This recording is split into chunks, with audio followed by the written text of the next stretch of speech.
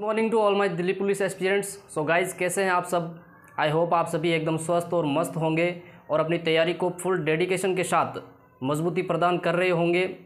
और स्वागत करता हूं आप सभी का आपके अपने YouTube channel Rajasthan edu star पर। गाइज, मैं आप लोगों के लिए आज लेके आया हूं 27 नवंबर 2020 के थर्ड शिफ्ट का जो पेपर हुआ था उसमें भारतीय कला और संस्कृति के पूछे गए प्रश्न और उनका एनालिसिस और उनसे बनने वाले संभावित प्रश्न। सो गाइज, आइए मेरे साथ और करते हैं शुरुआत। देखिए, पहला क्वेश्चन है अपना, सामवेद को भारतीय देश के प्राथमिक स्रोतों में से एक माना जाता है। बहुत अच्छा क्वेश्चन है। सामवेद को भारतीय के प्राथमिक स्रोतों में से माना जाता है तो वो उसका अपना आंसर है संगीत और कला। अब देखते हैं सामवेद से और क्या क्या क्वेश्चन बन सकते हैं। सामवेद से देखो, ये संगीत प्रधान है तो ये क्वेश्चन तो आ ही चुका है।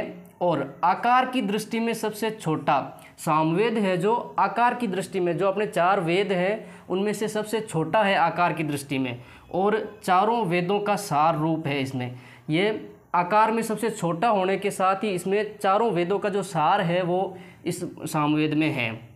और यह ज्ञान योग, कर्म योग और भक्ति योग की त्रिवेणी है। तो अब अपने ये भी क्वेश्चन बन सकता है कि ज्ञान योग, कर्म योग और भक्ति योग की त्रिवेणी कौन से वेद में है, तो वो है अपना सामवेद। और इसमें टोटल 16 उपनिषद है। आगे और हम देखते हैं एक ऋग्वेद। ऋग्वेद है जो सबसे प्राचीन वेद है, इसे हम ग्रंथ भी बोल सकते हैं। ऋग्वेद है जो सबसे प्राचीन वेद है, वैदिक संस्कृत के भजनों का एक प्राचीन भारतीय संग्रह है। अगर हम लोगों को पूछ ले कि वैदिक संस्कृत के भजनों का प्राचीन भारतीय संग्रह किस वेद में है, तो वो है अपने ऋग्वेद में। और इसमें 10 अध्याय, 1028 सूक्त और 11000 मंत्र हैं। और ये है ना सूक्त, 1028 सूक्त वाला ये क्वेश्चन आया हुआ है पहले से। 1028 ऋग्वेद में सूक्त कितने हैं, तो 1028। और सबसे प्रमुख देवता इंद्र, ऋग्वेद में सबसे प्रमुख देवता किसको माना गया है, इंद्र भगवान को। और एक है अथर्ववेद। अथर्ववेद है जो सबसे नवीन वेद है, सबसे प्राचीन ऋग्वेद और सबसे नवीन वेद है अथर्ववेद। अथर्ववेद में आप लोग एक लाइन और याद रखना कि पति पत्नी के जो कर्तव्य है और विवाह के जो मतलब नियम और रूल होते हैं, जो अपने मान मर्यादा होती है, वो अथर्ववेद में मिलता है अपन को, है ना। और एक है, ये लास्ट है यजुर्वेद। यजुर्वेद है जो यज्ञ अनुष्ठान के दौरान बोले जाने वाले सूत्र और मंत्रों का वर्णन। यज्ञ अनुष्ठान के दौरान बोले जाने वाले जो सूत्र होते हैं, मंत्र होते हैं, उनका जो विवरण है वो हमें यजुर्वेद में मिलता है। सो गाइस, देखते हैं नेक्स्ट क्वेश्चन। वास्तुकला की सर्की शैली किस आधुनिक राज्य से संबंधित है? वास्तुकला की सर्की शैली है जो किस आधुनिक राज्य से संबंधित है, तो वो है अपनी उत्तर प्रदेश से। उत्तर प्रदेश की जो सर्की शैली है वो देखो, जौनपुर में सर्की शासन के दौरान बनाई गई इमारतें। जौनपुर अपने उत्तर प्रदेश का एक डिस्ट्रिक्ट है, वहाँ पे 14वीं शताब्दी के आसपास सर्कियों का शासन हुआ करता था। उस समय कुछ इमारतें बनाई गई, जैसे देखिए साई किला, जामा मस्जिद, लाल दरवाज़ा, ये है जो सर्की शैली के उदाहरण है। तो ये भी अपने को याद रखना है कि साई किला, जामा मस्जिद और लाल दरवाज़ा ये सर्की शैली के उदाहरण हैं। आगे देखिए नेक्स्ट क्वेश्चन। अगला क्वेश्चन है, निम्नलिखित में से कौन सा सही नहीं है? कौन सा सही नहीं है, ये सारे ऑप्शन मैं सही करके लेके आया हूँ। देखिए, इसमें पहला है भीमबेटका की गुफा। भीमबेटका की जो गुफा है वो मध्य प्रदेश में स्थित है। हम्पी नामक स्थान है जो कर्नाटक में लोकेटेड है। और फतेहपुर सीकरी उत्तर प्रदेश में है। और कोणार्क का जो सूर्य मंदिर है वो अपने ओडिशा में है। ये बहुत ज़्यादा इंपॉर्टेंट सवाल है ना।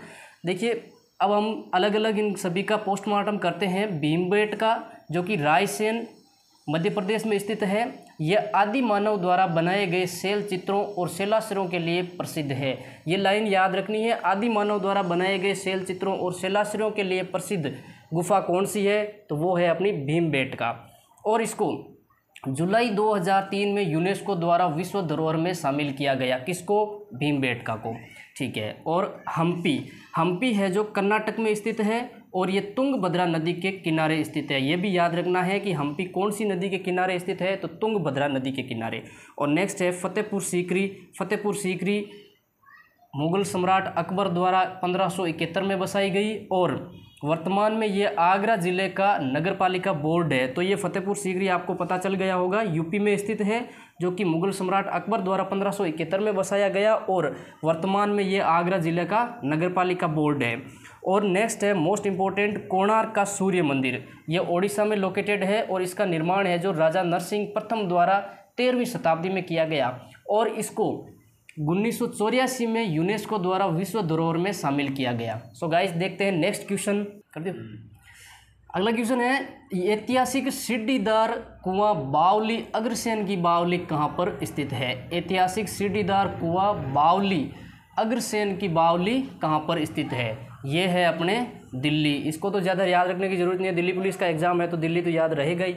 और अब थोड़ी सी अग्रसेन की बावली पर चर्चा कर लेते हैं। इसका है जो निर्माण है वो 14वीं शताब्दी में महाराजा अग्रसेन द्वारा करवाया गया और सन 2012 में अग्रसेन की बावली पर डाक टिकट जारी किया गया।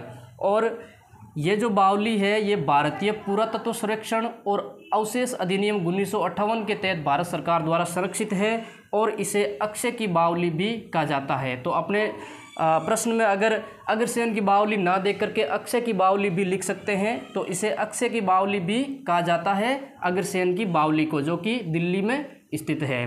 So guys thanks for watch this video and channel को शेयर, सब्सक्राइब और वीडियो को लाइक ज़रूर करें। दिल्ली पुलिस के लिए बहुत ज़्यादा इंपॉर्टेंट है।